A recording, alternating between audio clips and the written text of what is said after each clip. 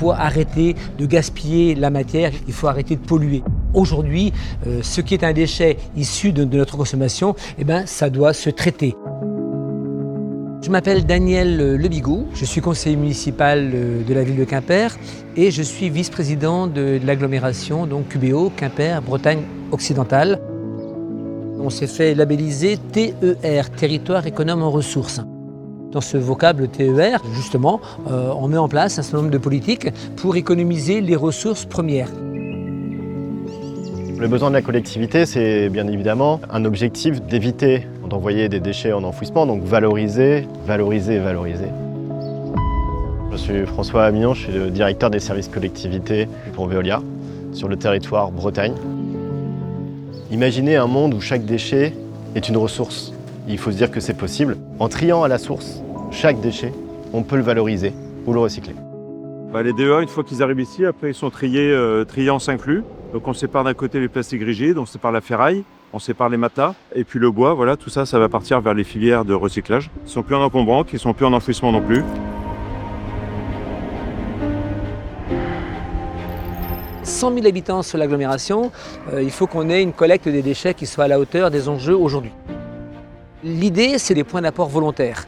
Pourquoi des points d'apport volontaires? Ils limitent le passage des camions dans la ville. Les colonnes sont équipées d'un compacteur. On peut stocker 5 fois plus de déchets. Ça veut dire 5 passages en moins de camions pour venir vider les colonnes.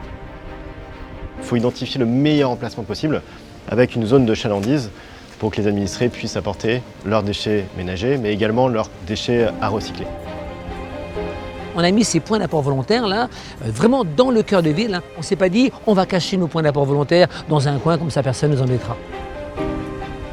La ville est propre, les gens ont accepté le système d'aller porter eux-mêmes leurs déchets. Un monsieur qui se lève de la table et qui vient jeter le mégot.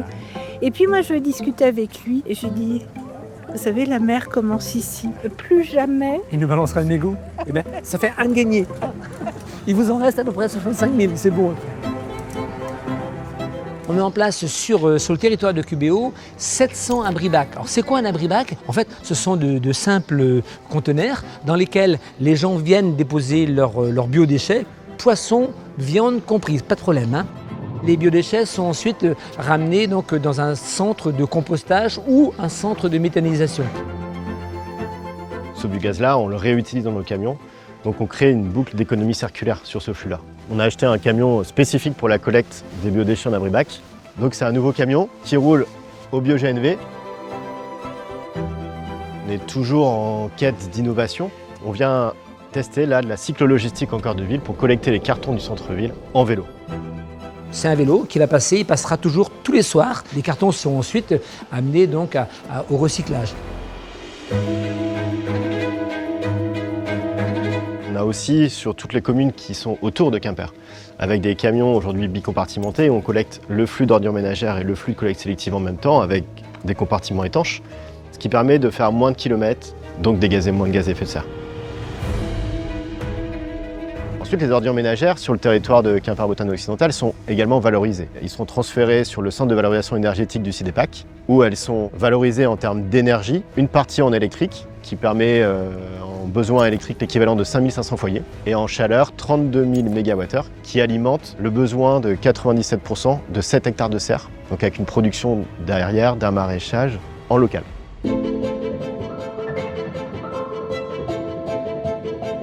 On s'est aperçu dans nos déchetteries que l'on avait des gros volumes de bois de classe B.